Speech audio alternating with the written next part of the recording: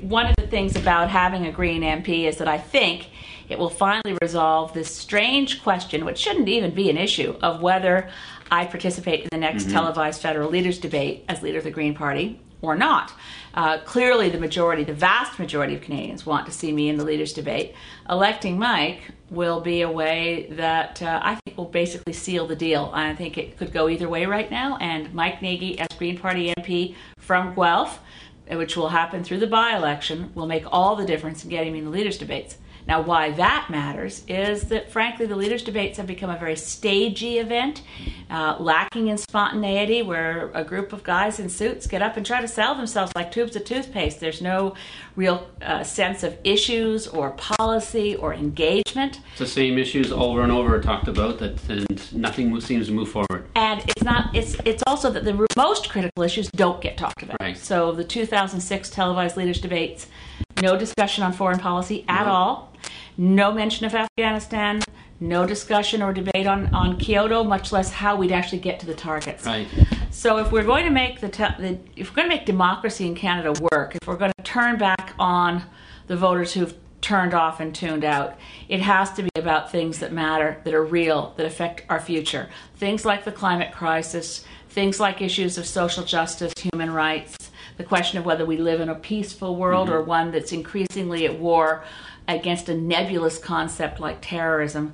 So we have got to have that leaders debate, engage with green ideas, and my pledge to you, as I've said, tell the truth all the time, regardless of whether it advantages Greens or not. I want Canadian voters to know where all the other parties stand, and I want a constructive and positive debate about issues. And I think it'll bring, what I'd like is it's going to bring, excuse the pun, but an organic conversation going on in the debates, opposed to, like you say, the scripted thing where it's a constant deflection from the real issues, because they have their agenda and it's not necessarily the agenda that's the right thing for Canadians.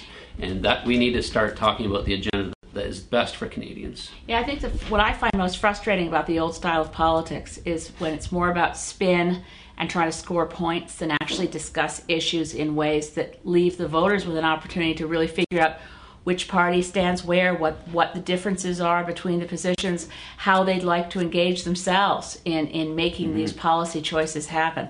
So with a respectful debate that really focuses on issues and isn't about attack ads or mudslinging, I think that could really restore a healthy vibrancy to Canadian democracy that simply isn't going to happen if we're not in the debates. Yeah, actually, it's funny you say the mudslinging, because time and time again during the last election, I got, even for people who weren't necessarily Green, disgust with the negative ads, and they did not like the mudslinging. They didn't like negative campaigning, and we picked up votes because of that, because we try and take the high road and the cooperative approach. Yeah. Well, it's one of the sad things about this notion about attack ads is the notion that attack ads work. And I wonder, my view is that they work in this narrow band of you might be able to win an election using them. But what you're doing over time is steadily eroding the voting base. You're turning people away in droves from their duty and right to vote in a democracy. Think, what's the point? This is such a degraded exercise. Right. And I think if we rise above that, which we always do, and run a respectful campaign and really try to reach out to the people who've basically either never voted or gotten sick of it because the old line parties let them down so often. If we can bring those people back in, we've done a service for democracy no matter how the election goes. And I think you have a real opportunity here.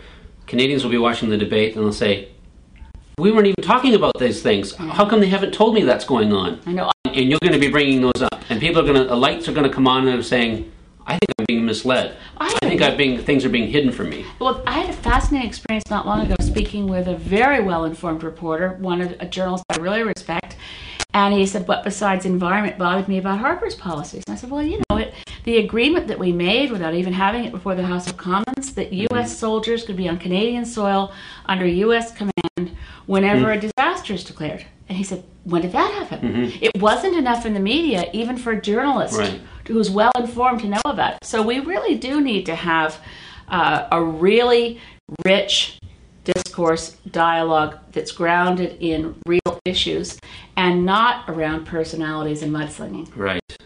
Well said.